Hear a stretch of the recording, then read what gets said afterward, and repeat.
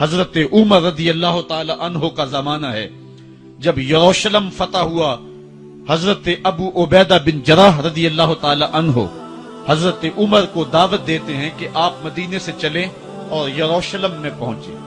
حضرت عمر مدینے سے چلتے ہیں، کتنا بڑا قافلہ لے کر کے، کتنا پروٹوکول ہے، حضرت عمر اکیلے اور ساتھ ایک غلام، اور اونٹ بھی ایک، باری باری سوار ہوتے ہیں، کبھی غلام سوار ہوتا ہے، کبھی عمر سوار ہوتا ہے۔ حکمران تو وہ تھے، لوگوں کی دہلیز پہ امن دینے والے، لوگوں کی چوکھٹ پہ جو ہیں وہ نور بانٹنے والے۔ آج کے حکمرانوں نے تمہیں رمضان المبارک کے اندر لوڈ شیڈنگ کا پیکج دیا ہے، اور آج بچے بھی تڑپ رہے ہیں اور جوان بھی سسک رہے ہیں، اور ماہ سیام میں جن اذیتوں میں قوم کو مبتلا کر دیا ہے وہ کسی سے مخفی نہیں ہے۔ اور تمہیں میں حضرت عمر کی کہانی سناؤں۔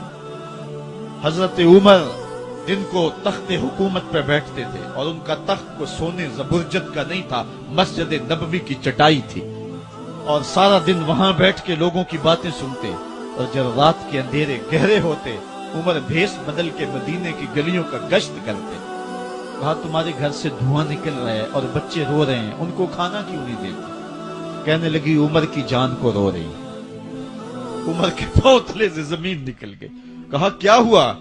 کہا 3 دن سے ہمارے ہاں کھانے کے لیے کچھ نہیں ہے، روزانہ بچے روتے ہیں، اور میں ہنڈیا کے اندر پتھر ڈال کر کے نیچے سے آگ ڈالتی رہتی ہوں کہ بچے انتظار کر کر کے سو جائیں گے، کم وقت سو بھی نہیں رہے، اور وہ پتھر پکیں گے بھی کیا، اور میں عمر کی جان کو رو رہی ہوں۔ حضرت عمر کا کلیجہ دہلنے لگا، فوراً پلٹے، واپس بیت المال میں آئے، گھی کا ایک کنستر لیا، آٹے کی بوری لی، مرچ مسالہ جات بہت کچھ اٹھایا، اپنے کندھے پہ رکھا، بوری اپنی کمر پہ لا دی۔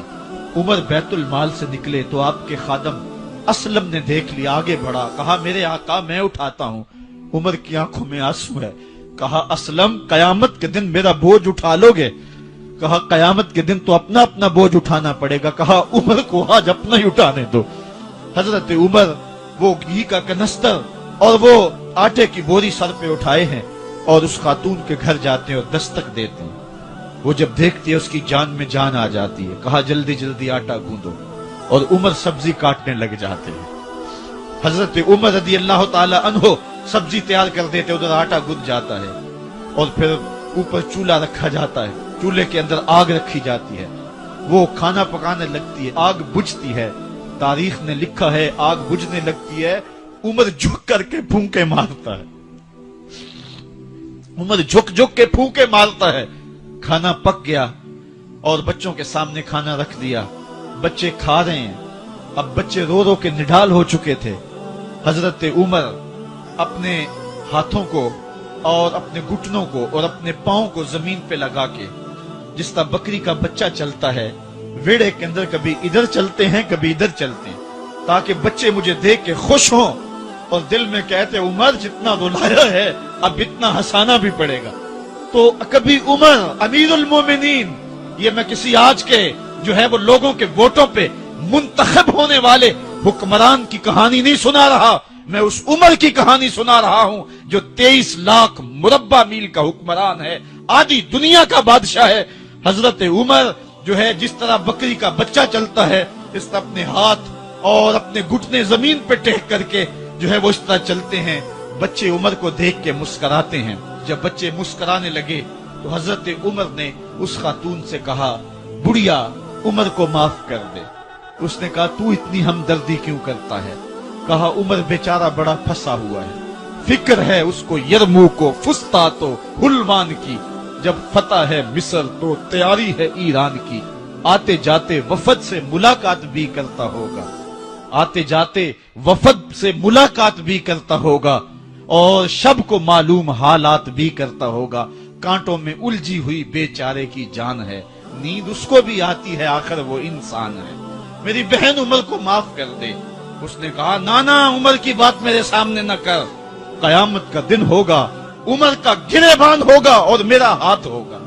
جب اس نے یہ بات کہی تو عمر برداشت نہ کر سکے، بچوں کی طرح بلک بلک کے رونے لگے۔ کہا وہ بد نصیب عمر تیرے سامنے ہے، آج ہی کہلا جو کہنا ہے، قیامت کے دن مجھے معاف رکھنا۔ اس نے کہا تو عمر ہے؟ کہا بدنصیب عمر تیرے سامنے کھڑا ہوں۔ میرے عمر کہتے ہیں اگر دجلہ کے کنارے ایک بکری کا بچہ بھی پیاسا مر گیا اس کا حساب بھی عمر سے لیا جائے گا۔ اللہ اکبر۔ میں اس حضرت عمر کی کہانی سنانے لگا تھا۔ حضرت عمر نکلے یروشلم میں، ایک اونٹ ہے، ایک غلام ہے، کبھی وہ سوار ہوتا ہے، کبھی آپ باری مقرر کی ہے۔ جب قریب پہنچے یروشلم کے تو عمر کی باری نکیل پکڑنے اور غلام کی باری اوپر سوار ہونے کی آ گئی۔ غلام نے کہا آقا میں مرضی سے اپنی باری چھوڑتا ہوں، آپ آ جائیں، دشمنوں کے مفتوحہ علاقے میں آ رہے ہیں، تازہ تازہ علاقہ فتح ہوا ہے، اسلام کی شان و شوکت ظاہر ہو۔ عمر نے کہا اسلام کی شان و شوکت ایسے ظاہر نہیں ہوتی ہے، اپنی باری پہ تم بیٹھو گے، اپنی باری پہ میں بیٹھوں گا۔ لوگ منتظر کھڑے ہیں۔ دور سے جب دیکھا کہا اس کی ہیبت سے کانپتے تھے ہم، یہ تو کوئی حبشی لگتا ہے، رنگ کالا ہے، ہونٹ موٹے ہیں، اس سے تو زیادہ حسین اس کا غلام ہے جو آگے آگے چل رہا ہے۔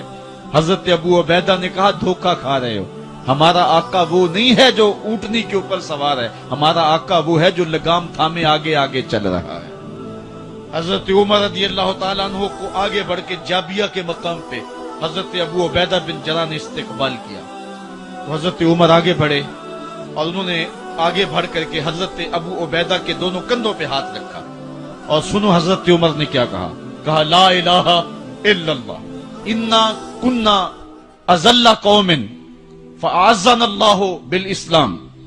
کہا کہ لا الہ الا اللہ، اے ابو عبیدہ بن جراح، ہم ایک ذلیل قوم تھے اور اللہ نے ہمیں اسلام کی وجہ سے عزت عطا کی ہے، اور میں تمہیں ایک تاریخ ساز بات کہنے لگا ہوں، اور وہ یہ ہے کہ جب تک ہم اس عزت والے اسلام کے دامن کو تھامے رہیں گے ہماری عزت قائم رہے گی، اور جب اسلام کے علاوہ کسی اور جگہ سے عزت ڈھونڈیں گے تو رسوا کر کے رکھ دیے جائیں گے۔ یہ ہے وہ خلاصہ جو حضرت عمر نے امتوں کے عروج و زوال کا بیان کیا ہے۔